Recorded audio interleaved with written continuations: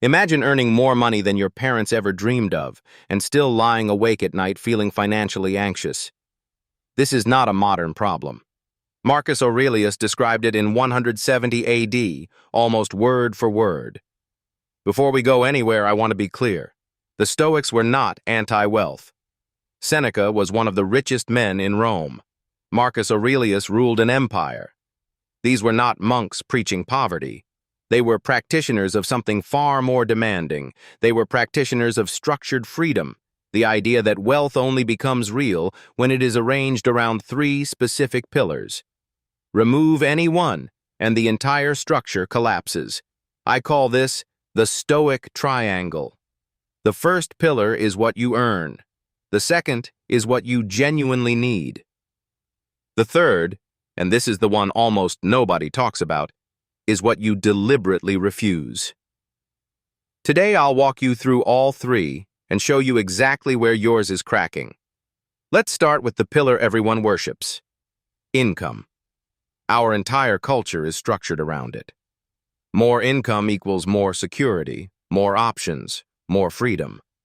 Or so the story goes. Seneca had a different observation.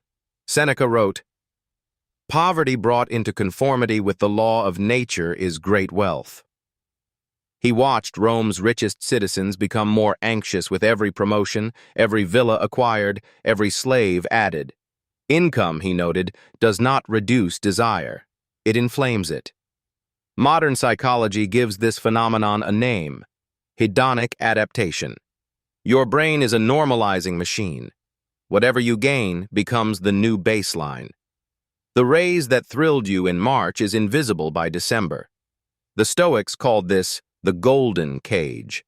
Here is what this means practically. Income is necessary but not sufficient. It is the base of the triangle, foundational, but alone it holds nothing up. High earners who neglect the other two pillars are building on sand with expensive materials. Now we reach the second pillar, and this one requires honesty that most people avoid. What do you actually need? Not want, not aspire to, need. Marcus Aurelius practiced something he called the morning subtraction. Each day he'd list what he could remove without losing peace. The meditations are full of this. He kept reminding himself that purple robes are sheep's wool dyed in shellfish blood, that ornate food is the corpse of animals. He was not being morbid. He was stripping away cultural inflation to see the actual object. We do this exact thing with money today. A car is transportation, but we have layered it with identity, status, and self-worth. A home is shelter, but we have inflated it into a measure of human value. The need itself is small. The story around it is enormous. Morgan Housel makes a related point in The Psychology of Money. Wealth is what you don't see. The real measure of financial health is not what you display. It is what you have quietly preserved. The Stoics would have recognized this immediately. So how do you audit your second pillar? Seneca's method was simple and slightly uncomfortable. He called it voluntary hardship. Once a month, he would live for a week as if he had lost everything. Cheap food, no luxuries, just to find out what he actually needed to be at peace. Most people are terrified to try this, and that terror is itself information. If the thought of a week without restaurants, subscriptions, or upgrades creates genuine anxiety, your second pillar is cracked. You have confused wants with needs so thoroughly that you can no longer feel the difference. This brings us to the third pillar, and in my view, the most powerful and the most neglected: what you refuse. Epictetus, who began life as an actual slave, said the only true freedom is the freedom to say no, not to circumstances, but to desires themselves. We misunderstand refusal. We think it is about deprivation. But Epictetus meant the opposite. Refusal is how you protect your autonomy. Every time you say yes to something you don't deeply value, you are spending not just money, you are spending a portion of your freedom. Marcus Aurelius kept what historians believe was a private list of refusals, lavish banquets he declined, gifts that would have created obligation, spectacles that would consume time for hollow pleasure. This was not asceticism. It was strategic sovereignty. Naval Ravikant, who has read the Stoics extensively, frames this in modern terms. The most powerful way to get rich is to want less. Not as a poverty mindset, but as a precision mindset. When you refuse more, every dollar you do spend carries intentionality rather than impulse. Now I want to show you what happens when each pillar collapses independently, because the failure modes are different, and most people are living inside one of them right now. If the first pillar, earning, collapses, you have frugality without engine. You are careful, wise, even disciplined, but there is not enough fuel. This creates a different anxiety, the fear of scarcity even when spending is minimal. Real income generation must be addressed directly. If the second pillar, needs awareness, collapses, you earn well but inflate your lifestyle in lockstep. Every raise is immediately consumed by a new baseline. This is lifestyle creep, the silent tax on ambition. Seneca called it mistaking luxury for necessity until you can no longer feel the difference. And if the third pillar, refusal, collapses, you are financially capable and even self-aware, but you cannot hold the line. You know you don't need the upgrade.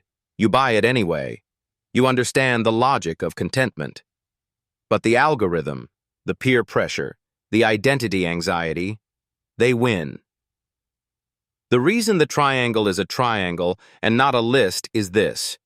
The three pillars stabilize each other. When you truly understand what you need, earning becomes purposeful rather than compulsive. When you practice refusal, your sense of need contracts naturally. They are a system. Warren Buffett, who owns almost nothing relative to his net worth and has lived in the same house since 1958, once said, "I have everything I need to have the life I want." That sentence is the Stoic Triangle in one line. Enough earning, calibrated need, disciplined refusal. So how do you actually build your Stoic Triangle? Let me give you a concrete starting ritual for each pillar. For earning, ask not just how much you make, but whether your income reflects your actual leverage or merely your time. The Stoics prized work that compounds. For the needs pillar, try Seneca's subtraction experiment. For 1 week this month, remove 3 recurring expenses you consider essential, not forever, just for 7 days. Notice what you actually miss versus what you simply stopped thinking about. That gap is your data. For the refusal pillar, build what I call a refusal register. It is simply a note, physical or digital, where you log every significant purchase you decided not to make and why. Marcus kept one. It trains your brain to find identity in restraint rather than acquisition. Marcus Aurelius wrote, "You have power over your mind, not outside events. Realize this, and you will find strength." Most people apply this to emotions, but it applies equally to desire. You cannot control markets, inflation, or recessions. You can control the boundaries of what you want. Here is the final reframe I want to leave you with. True wealth, the Stoic kind, is not a number. It is a ratio. The ratio of what you have to what you need. Raise the numerator through earning. Lower the denominator through wisdom and refusal. Both levers matter equally. The Stoic Triangle is not a theory from a dusty scroll.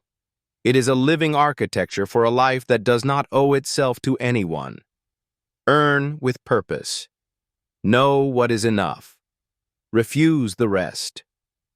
When all 3 pillars stand, that is what freedom actually feels like.